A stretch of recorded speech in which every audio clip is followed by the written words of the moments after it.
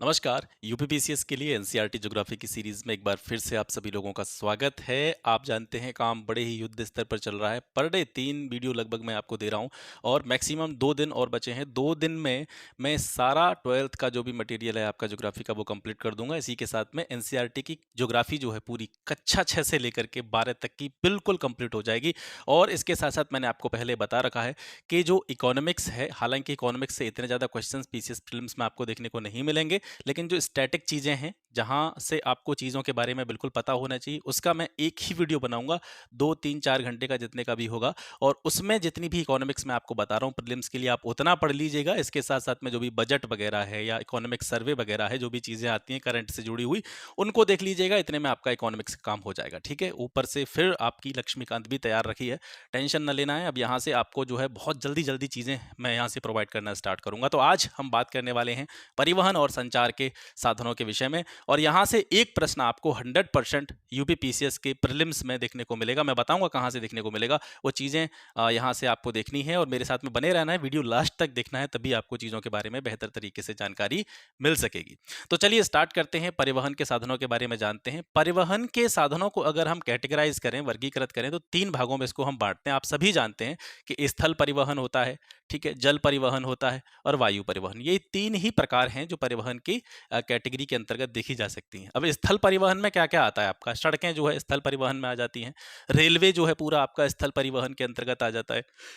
इसके अलावा पाइपलाइन वगैरह जो भी है, ये भी स्थल परिवहन में आ जाती हैं। जल परिवहन 2 तरीके का होता है। एक तो होता है अंतःस्थलीय और दूसरा होता है सागरीय, महासागरीय।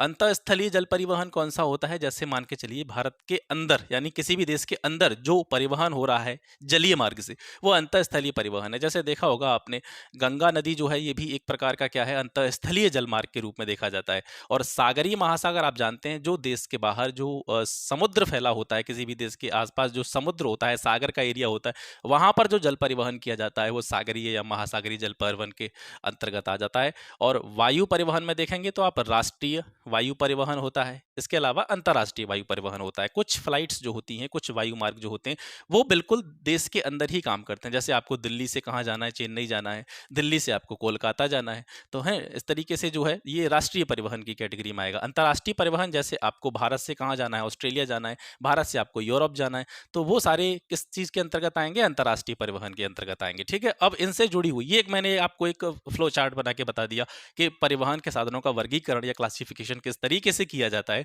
अब इसके अंदर जो इम्पोर्टेंट चीज़ें हैं, जहाँ से प्रश्न बनते हैं, उनको देखते हैं। सबसे पहले हम बात करते हैं सड़क परिवहन के बारे में। सड़क परिवहन में जो आपकी सड़कों का जाल होता है या रोड जो होता है या सड़कें जो होती हैं, उनको 3 भागों में हम देखते हैं। एक आपके नेशनल हाईवे होते हैं, राष्ट्रीय राजमार्ग, नेशनल हाईवे, ठीक है? एक आपके जो राज्य से जुड़े हुए राजमार्ग जो होते हैं, सड़कें होती हैं, उनको स्टेट हाईवेज कहते हैं। और इसके अलावा एक होता है आपके जिला और ग्रामीण सड़कें, ठीक है? जिला मुख्यालयों को जोड़ने वाली सड़कें, इसके अलावा ग्रामीण क्षेत्रों को शहरों से जोड़ने वाली सड़कें जो होती हैं, वो तीसरी कैटेगरी में आ जाती हैं। तो जो आपके नेशनल हाईवे होते हैं, राष्ट्रीय राजमार्ग होते हैं, ये इनके निर्माण का कार्य किसके जिम्मे होता है? ये केंद्र सरकार द्वारा निर्मित होते हैं और केंद्र सरकार ही इनका अनुरक्षण करती है, मतलब इनकी देख-रेख जो करती है, वो सेंट्रल गवर्नमेंट करती है। इसके अलावा जो नेशनल हाईवेज़ होते हैं, राज्यों की राजधानी, प्रमुख नगर, पत्तन या पोर्ट जो होते हैं, इसके अलावा रेलवे जंक्शनों को जोड़ने का काम करते हैं, ठीक है? और इसके लिए जो एजेंसी है, अधिकृत एजेंसी है, राष्ट्रीय राजमार्गों के लिए, नेशनल हाईवेज़ के लिए, वो है एनएचएआई। इसकी स्थापना हुई थी 1995 में। एनएचएआई मतलब national highway authority of India, ठीक है?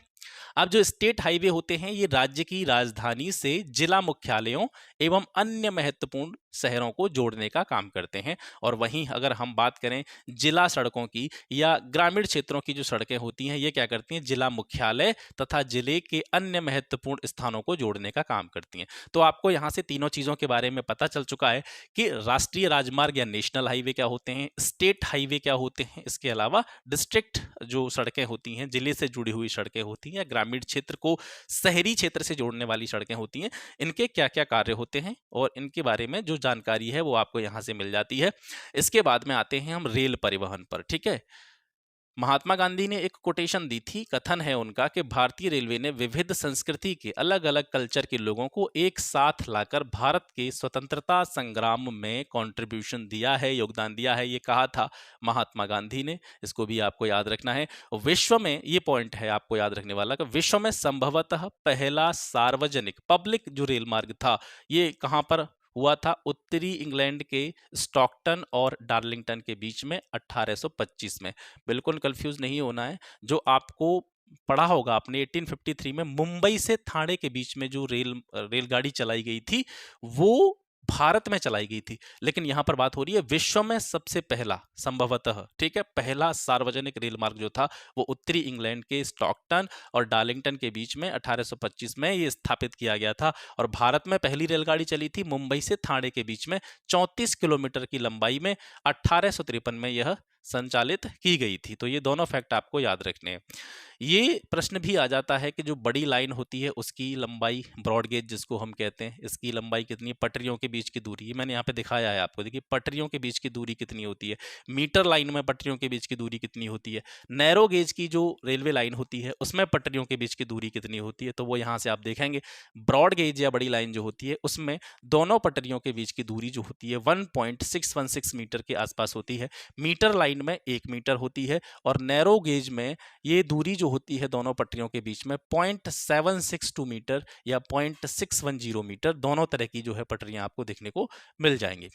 ठीक है, अब ये बहुत जरूरी चीजें हैं। भारत में रेल मंडलों की संख्या 18 है और कभी कभी रेल मंडल और उनके मुख्यालयों से जुड़े हुए प्रश्न भी ऑब्जेक्टिव में पूछे जा सकते हैं, तो आपको यहाँ से याद रखना है। ये सभी, इसमें कोई समझाने की जरूरत नहीं है, चाहें तो आप इसका एक स्क्रीनशॉट ले लीजिएगा। मैंने इसको शॉर्ट फॉर्म में लिखा है और ये सारी चीजें आप समझते होंगे। जैसे सीआर का मतलब है सेंट्रल रेलवे, ठीक है, इसका मुख्यालय मुंबई टर्मिनस है।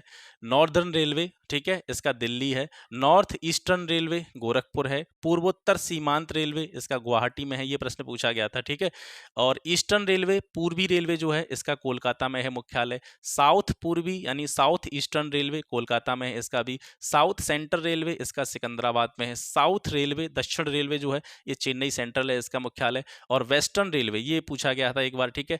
पश्चिम रेलवे का मुख्यालय कहाँ है? तो मुंबई में, ठीक है, चर्च गेट मुंबई जो है इसको कहा जाता है। साउथ वेस्टर्न रेलवे, ठीक है, साउथ वेस्टर्न, दक्षिण पश्चिम रेलवे हुबली है इसका। नॉर्थ वेस्टर्न रेलवे, उत्तर पश्चिमी जो रेलवे है इसका जयपुर है।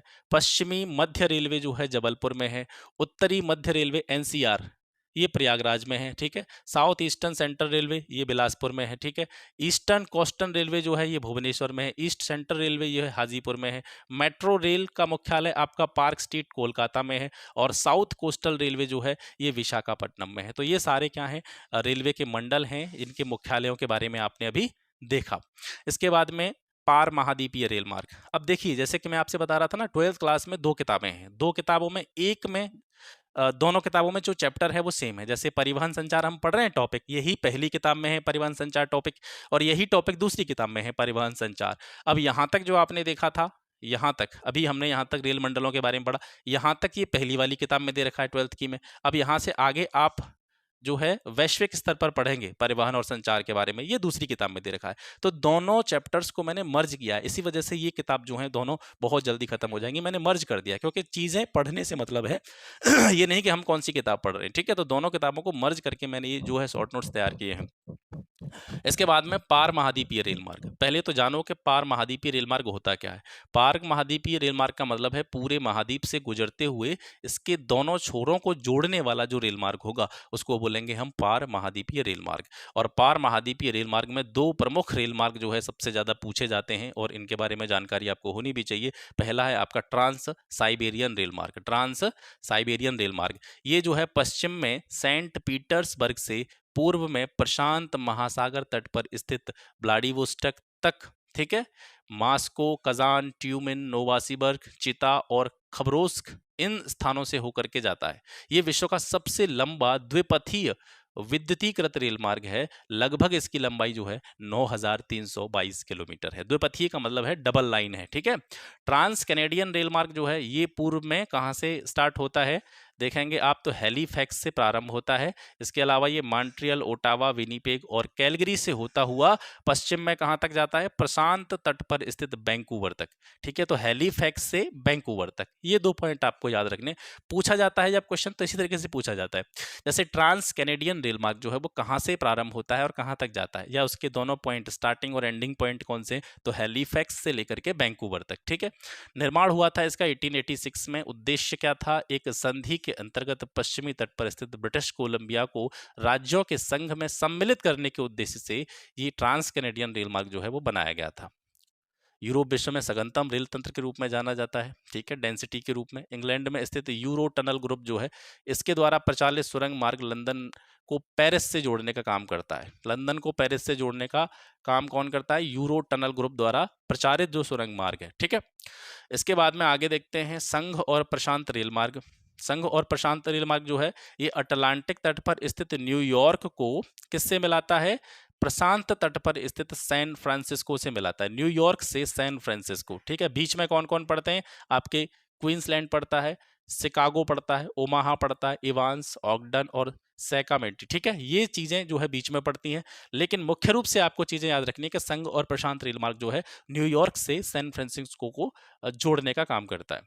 ऑस्ट्रेलियाई पार महाद्वीपीय रेल मार्ग जो है ये पश्चिमी तट पर पर्थ से स्टार्ट होता है और पर्थ से स्टार्ट होते हुए सिडनी को मिलाते हुए महाद्वीप के दक्षिणी भाग के आर पार निकल जाता है। बीच में कौन कौन से स्थान पड़ते हैं, कालगुरली, ब्रोकन हिल, ठीक है, पोर्ट ऑगस्टा। ठीक है, ये सारे स्थान जो है बीच में पड़ते हैं। इसके बाद में ओरिएंट एक्सप्रेस, ये जो है कहाँ कहाँ होकर के जाता है, पेरिस से स्टार्ट होता है आपका स्टेट्सबर्ग, म्यूनिक, वियना, बुडापेस्ट, बेलग्रेड और इस्तांबुल। तो इसका स्टार्टिंग पॉइंट है पेरिस, पेरिस से इस्तांबुल के लिए जो है ओरिएंट एक्सप्रेस रेल मार्ग है। ठीक है, इसके बाद में कोंकण रेलवे से जुड़ा हुआ एक फैक्ट, ये एनसीईआरटी से डायरेक्ट लिया मैंने। 1998 में कोंकण रेलवे का निर्माण भारतीय रेल की एक महत्वपूर्ण उपलब्धि है, यानी कोंकण रेलवे का निर्माण हुआ था 1998 में। यह जो रेल मार्ग है लगभग 760 किलोमीटर लंबा है। महाराष्ट्र में रोहा को कर्नाटक के मैंगलोर से जोड़ता है। इसे अभियांत्रिकी का एक अनूठा चमत्कार माना जाता है। यह रेल मार्ग 146 नदियों व धाराओं तथा 2000 पुलों एवं 91 सुरंगों को पार करता है। इस मार्ग पर एशिया की सबसे लंबी 6.5 किलोमीटर लंबी सुरंग भी है। इस उद्यम में कर्नाटक, गोवा, महाराष्ट्र राज्य भागीदार हैं। ठीक है, तो कोंकण रेलवे, यहाँ से जो पॉइंट आपको याद रखना है, कोंकण रेलवे 1998 में बना और किन किन राज्यों की भागीदारी है इसमें, तो कर्नाटक, गोवा और महाराष्ट्र। ये इंपॉर्टेंट पॉइंट है, इसका आपको याद रखना है। जल परिवहन, जल परिवहन मैंने आपको बताया था अंतःस्थलीय और महासागरीय। ठीक है, तो अंतःस्थलीय जल मार्ग प्राधिकरण का निर्माण हुआ 1986 में। ठीक है, महासागरीय अगर जल परिवहन की बात करें तो हमारा जो तटरेखा है लगभग 7517 किलोमीटर लंबा है। इसमें 12 प्रमुख और लगभग 185 छोटे छोटे पत्तन या पोर्ट हैं। भार के अनुसार लगभग 95% तथा मूल्य के अनुसार 70% विदेशी व्यापार महासागरीय जल परिवहन के द्वारा किया जाता है। अब इसके बाद में हम देखेंगे कुछ महत्वपूर्ण अंतर्राष्ट्रीय समुद्री मार्गों के बारे में। जिस तरीके से हमने वायु मार्गों स्थल मार्गों के या रेल मार्गों के बारे में जाना था, अब उसी तरीके से हम बात करेंगे महत्वपूर्ण जो समुद्री मार्ग हैं उनके बारे में। तो सबसे पहला है यहाँ पर उत्तरी अटलांटिक समुद्री मार्ग। यहाँ पर जो चीज़ें याद रखने की हैं वो मैं आपको बता दे रहा हूँ कौन कौन सी। सारी चीज़ें आपको याद नहीं पढ़नी है, लेकिन जो मुख्य जहाँ पर आपको फोकस करना है वो ये है कि उत्तरी अटलांटिक समुद्री मार्ग किस किस स्थान को मिलाता है, तो उत्तरी पूर्वी यूएसए को पश्चिमी यूरोप से जोड़ने का काम ये करता है। ठीक है, और विश्व का व्यस्ततम व्यापारिक जलमार्ग है। उत्तरी अटलांटिक समुद्री मार्ग विश्व का व्यस्ततम सबसे बिजिएस्ट व्यापारिक जलमार्ग है और इसे बृहद ट्रंक मार्ग के नाम से भी जाना जाता है। पूरे विश्व का लगभग 1/4 विदेशी व्यापार जो है इसी मार्ग से होता है। दक्षिणी अटलांटिक समुद्री मार्ग जो है ये पश्चिमी यूरोपीय और पश्चिमी अफ्रीकी देशों को दक्षिण अमेरिका में ब्राजील, अर्जेंटीना और उरुग्वे से मिलाने का काम करता है। इसके बाद में आता है आपका उत्तरी प्रशांत समुद्री मार्ग। ये क्या करता है, ये उत्तरी अमेरिका के पश्चिमी तट पर स्थित पत्तनों को, जो पोर्ट हैं, उन पत्तनों को एशिया के पत्तनों से जोड़ता है। उत्तरी अमेरिका के पत्तनों को एशिया के पत्तनों से जोड़ता है। अगर इसका फैलाव देखेंगे, अगर विस्तार देखेंगे, तो अमेरिका की ओर Vancouver, Seattle, Portland, San Francisco और एशिया की ओर Yokohama, Kobe, Shanghai, Hong Kong, Manila, Singapore, इन पत्तनों को ये जोड़ने का काम करता है। ठीक है यहाँ पर इस मैप में दे रखे हैं विश्व के कुछ प्रमुख समुद्री मार्ग और समुद्री पत्तनों के बारे में। ये किन-किन स्थानों पर अवस्थित हैं, स्क्रीनशॉट लीजिएगा और देखिएगा। जैसे पर्थ हो गया, सिडनी हो गया, फ्रीमेंटल, मेलबर्न, ये सब कहाँ है? ऑस्ट्रेलिया में है, ठीक है? इसी तरीके से आपको पता लगाना है कि ये सारी चीज़ें जो विश्व के प्रमुख समुद्री पत्तन और समुद्री मार्ग जो हैं, ये कहाँ-कहाँ अवस्थित हैं। इसके बाद में आता है आपका दक्षिणी प्रशांत समुद्री मार्ग। ये पश्चिमी यूरोप और उत्तरी अमेरिका को ऑस्ट्रेलिया, न्यूजीलैंड, पनामा नहर होते हुए प्रशांत महासागर में प्रकीर्णित द्वीपों से मिलाता है। इस मार्ग का प्रयोग हांगकांग, फिलीपींस, इंडोनेशिया पहुंचने के लिए किया जाता है, ठीक है? इसके बाद में नौ परिवहन नहरें। नौ परिवहन नहरें, यहाँ से प्रश्न जो है आपको पीसीएस प्रीलिम्स में देखने को मिल सकता है। इसको आपको ध्यान से देखना है। स्वेज नहर सबसे पहले देखेंगे। 1869 में मिस्र में उत्तर में पोर्ट सईद और दक्षिण में पोर्ट स्वेज के बीच में भूमध्य सागर और लाल सागर को जोड़ने के लिए इस नहर का निर्माण किया गया था। ये जो स्वेज नहर वाला मार्ग है, ये यूरोप को हिंद महासागर में एक नया प्रवेश मार्ग प्रदान करता है। इसकी लंबाई लगभग 160 किलोमीटर और गहराई 11 से 15 मीटर के आसपास है। दूसरा आता है आपका पनामा नहर। पनामा नहर जो है ये अटलांटिक महासागर को पश्चिम प्रशांत महासागर से जोड़ती है। पहला पॉइंट तो आपको ये याद रखना है। इसके बाद में इसका निर्माण पनामा जलडमरू मध्य के आर पार पनामा नहर और कोलोन के बीच में यूएसए के द्वारा किया गया था, जिसके दोनों ओर 8 किलोमीटर के क्षेत्र को खरीद करके एक नाम दिया गया। और वो नाम कौन सा था? वो था नहर मंडल। इसकी लंबाई 72 किलोमीटर है। इस पनामा नहर की दक्षिण अमेरिका की इकोनॉमी में एक महत्वपूर्ण भूमिका जो है इसके द्वारा अदा की जाती है। इस पनामा नहर से जुड़ा हुआ एक फैक्ट आपको ये याद रखना है प्रमुख रूप से कि ये पनामा नहर जो है अटलांटिक महासागर को पश्चिम प्रशांत महासागर से जोड़ने का काम करती है। इसके बाद में आंतरिक जलमार्ग जो होते हैं, आंतरिक जलमार्ग वे जलमार्ग हैं जो अंतर्राष्ट्रीय स्तर पर जो है जिनसे आवागमन नहीं होता है। जैसे बताया था मैंने, देश के अंदर ही, किसी भी क्षेत्र के अंदर ही जो जलमार्ग बने होते हैं।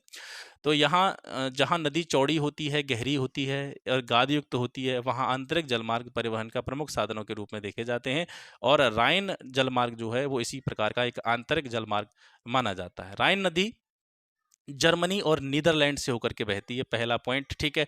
और रूर नदी जो होती है वो पूर्व से आकर के राइन नदी में मिलती है। राइन नदी पर एक पत्तन है जिसका नाम है डसलडोर्फ, इंपॉर्टेंट पॉइंट है, याद रखना। ये जो जलमार्ग है राइन नदी का, ये Switzerland, Germany, France, Belgium, Netherland के औद्योगिक क्षेत्रों को कहाँ कहाँ जोड़ता है? ये उत्तरी अटलांटिक समुद्री मार्ग से जोड़ने का काम करता है राइन जलमार्ग, ठीक है। इसके बाद में आता है डेन्यूब जलमार्ग। डेन्यूब नदी कहाँ से निकलती है? ये जर्मनी में ब्लैक फॉरेस्ट से निकलती है। मोस्ट इंपॉर्टेंट क्वेश्चन, ठीक है। कल मैंने कम्युनिटी में भी ये क्वेश्चन पूछा था आपसे कि डेन्यूब नदी कहाँ से निकलती है, ज्यादातर लोगों ने उसका गलत आंसर दिया। ये जो जलमार्ग है डेन्यूब जलमार्ग, ये पूर्वी यूरोपीय हिस्से को जो अपनी सर्विस है वो प्रदान करता है। वोल्गा जलमार्ग कहाँ से रिलेटेड है? ये रूस से संबंधित है। और वोल्गा मास्को नहर जो है इसको मास्को प्रदेश से वोल्गा डोन नहर काला सागर से जोड़ती है।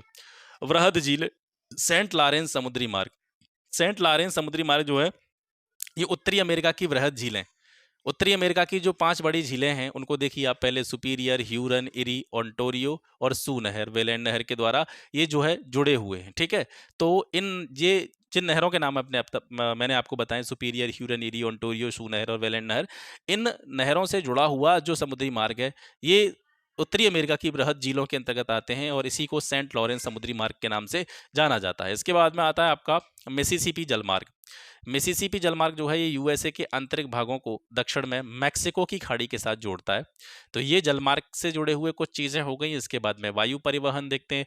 भारत में वायु परिवहन सबसे पहले स्टार्ट हुआ था 1911 में। इलाहाबाद नैनी के बीच में 10 किलोमीटर की दूरी हेतु यहाँ पर क्या स्टार्ट करी गई थी? हवाई डाक सेवा स्टार्ट की गई थी और इसे ही भारत में वायु परिवहन की शुरुआत के रूप में देखा जाता है।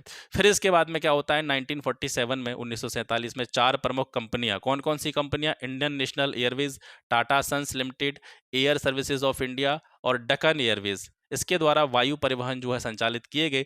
1951 में इनमें 4 और कंपनियां शामिल होती हैं, Bharat Airways, Himalayan aviation limited, Airways India और कलिंगा एयरलाइंस, ठीक है। 1947 में 4 प्रमुख कंपनियां जो है भारत में स्टार्ट हुई।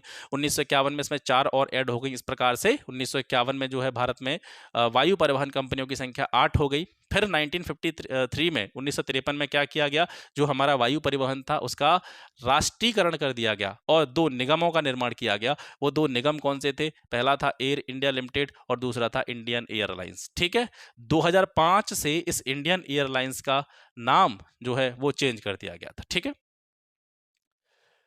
इसके बाद में विश्व के कुल वायु मार्गों का लगभग 60% हिस्सा अकेले यूएसए प्रयोग करता है। जितने भी पूरे देश, पूरे विश्व में जितने भी वायु मार्ग हैं उनमें से ज़्यादातर वायु मार्ग जो हैं वो यूज़ करता है United states of America. New York, London, Paris, Amsterdam, Chicago, ये सभी क्या हैं, नोडीय बिंदु हैं जहां अभिसरित होते हैं या सभी महाद्वीपी की ओर विकृत होते हैं। मतलब ये नोडीय बिंदु का मतलब है यहाँ से या तो बहुत सारी फ्लाइट्स जो है अन्य स्थानों के लिए जाती हैं या फिर अन्य स्थानों से बहुत सारी फ्लाइट्स जो हैं वो इन स्थानों की तरफ आती हैं। तो ये नोडीय बिंदु माने जाते हैं, न्यूयॉर्क, लंदन, पेरिस, एम्स्टर्डम और शिकागो। ये आपको इस डायग्राम में प्रमुख हवाई पत्तन दे रखे हैं और इसमें कुछ भी आपको करने की जरूरत नहीं है। आप इसका एक स्क्रीनशॉट लेके क्या करिएगा कि दक्षिणी अमेरिका, ये आपको दिख रहा है दक्षिण अमेरिका, तो दक्षिण अमेरिका में कौन कौन से प्रमुख हवाई पत्तन है, काराकस, बेगोटा, लीमा, ब्राजीलिया, ठीक है, सेंटियागो हो गया, Buenos Aires, Rio de Janeiro, ये सारे जो हवाई पत्तन हैं ये किससे रिलेटेड हैं, दक्षिण अमेरिका से रिलेटेड है। आपसे पूछा जा सकता है निम्नलिखित में से कौन सा एक दक्षिण अमेरिका का प्रमुख हवाई पत्तन है। तो सुविधा के लिए आप ऐसा कर सकते हैं कि आप एक लिस्ट बनाएंगे इसमें से, या आपके पास जो बुक होगी उसमें से एक लिस्ट बनाएंगे और लिखेंगे साउथ अमेरिका, दक्षिण अमेरिका के प्रमुख हवाई पत्तन, फिर उसके नीचे लिख देंगे आप काराकस, बेगोटा, लीमा, ब्राजीलिया, जितने भी सारे नाम हैं वो यहाँ पे उतार देंगे।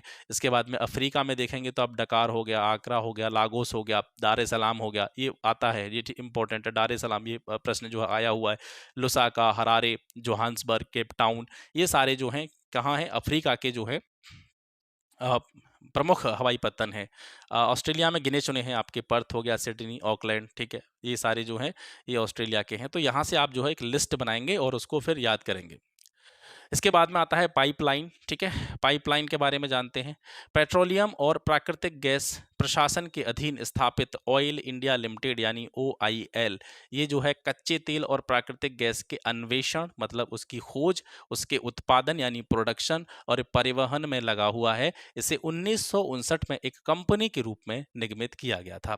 अगर आपसे पूछा जाए कि एशिया की सबसे पहली पाइपलाइन कौन सी थी, तो असम के नहरकटिया तेल क्षेत्र से बरौनी तेल शोधन कारखाने तक ये बिछाई गई थी, 1157 किलोमीटर, और इसका निर्माण किया गया था ऑयल इंडिया लिमिटेड के द्वारा। 1966 में इसको और बढ़ा करके कानपुर तक विस्तारित कर दिया गया। बिग इंच पाइपलाइन, ये मैक्सिको की खाड़ी में स्थित तेल के कुओं से उत्तर पूर्वी राज्यों में तेल ले जाने का कार्य करती है। तो बिग इंच पाइपलाइन ये मैक्सिको की खाड़ी से रिलेटेड है, ये पॉइंट भी आप याद रखेंगे। इसके बाद में संचार के साधन आ जाते हैं। संचार के साधनों को दो कैटेगरी में हम बांटते हैं, एक वैयक्तिक संचारिक साधन और दूसरे हैं सार्वजनिक संचार के साधन। वैयक्तिक संचार के साधन वे साधन हैं जिन्हें व्यक्ति अपने पर्सनली यूज करता है, जैसे लेटर भेजना, टेलीफोन, टेलीग्राम, फैक्स करना, ईमेल करना और इंटरनेट यूज करना, ये सारे वैयक्तिक संचार के साधनों की कैटेगरी में आते हैं। इसके बाद में सार्वजनिक संचार के साधन वे साधन हैं जो किसी एक व्यक्ति का, जिन पर कोई प्रभुत्व नहीं होता बल्कि वो पब्लिक के लिए काम करते हैं, जैसे रेडियो हो गया आपका, टेलीविजन हो गया, सिनेमा हो गया, सैटेलाइट, न्यूज़पेपर, मैगजीन, बुक्स और मीटिंग जो भी होती हैं, ये सारे जो हैं सार्वजनिक संचार के साधनों में गिने जाते हैं। भारत में रेडियो का प्रसारण स्टार्ट हुआ था 1923 में, ठीक है, और किसने स्टार्ट किया था, रेडियो क्लब ऑफ बॉम्बे के द्वारा। रेडियो क्लब ऑफ बॉम्बे के द्वारा भारत में सबसे पहले रेडियो का प्रसारण 1923 में स्टार्ट किया गया। 1936 में इसका नाम रख दिया गया ऑल इंडिया रेडियो, ठीक है, 1936 में ऑल इंडिया रेडियो, और 1957 में ऑल इंडिया रेडियो का नाम बदल करके आकाशवाणी कर दिया गया। 1959 में फिर टेलीविजन आता है, north central national capital region क्षेत्र में, ठीक है, राजधानी क्षेत्र जो है उसमें आता है टेलीविजन। इसके बाद में 1976 में टीवी जो है इसका ऑल इंडिया रेडियो से विलगन कर दिया जाता है, अलग कर दिया जाता है और इसको नाम दे दिया जाता है दूरदर्शन, ठीक है। सैटेलाइट ये भी संचार के साधनों में आते हैं। तो सबसे पहला सैटेलाइट जो था इंडिया का वो आर्यभट्ट था। 19 अप्रैल 1979 को इसका प्रक्षेपण किया गया। भास्कर 1 का प्रक्षेपण 1979 में, रोहिणी 1980 में, एप्पल जो था ये 18 जून 1981 को इसका प्रक्षेपण किया गया। आपसे पूछा जाए एप्पल की फुल फॉर्म, तो एरियन पैसेंजर पे लोड एक्सपेरिमेंट, एरियन पैसेंजर पे लोड एक्सपेरिमेंट जो है एप्पल उपग्रह जो था, सैटेलाइट था, इसकी फुल फॉर्म है। तो ये हो गया आज का सेशन। आज हमने परिवहन और संचार के साधनों के बारे में पढ़ा। आशा करता हूँ आज का सेशन आपके लिए काफी हेल्पफुल रहेगा और प्रीलिम्स में आपके लिए कम से कम 1-2 क्वेश्चन की व्यवस्था जरूर करेगा। तो आज के लिए बस इतना ही। मिलते हैं आपसे फिर एक नेक्स्ट वीडियो में एक नए टॉपिक के साथ में। तब तक के लिए चैनल के साथ बने रहिएगा, अपनी चीज़ों का रिवीजन करते रहिएगा, प्रीलिम्स को बिल्कुल भी हल्के में मत लीजिएगा, प्रीवियस ईयर क्वेश्चंस को लगाते रहिएगा, सारी चीज़ें जो अब तक आपने पढ़ी है उनका रिवीजन करते रहिएगा। मिलते हैं आपसे फिर एक नेक्स्ट वीडियो में नए टॉपिक के साथ। तब तक के लिए नमस्कार, जय हिंद।